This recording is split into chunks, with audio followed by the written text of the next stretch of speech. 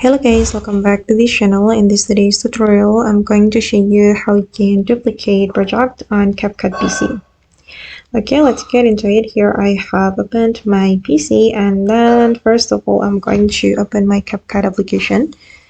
This is my Capcut, and then if we want to duplicate project, the process is very simple. We just need to select the project we want to duplicate.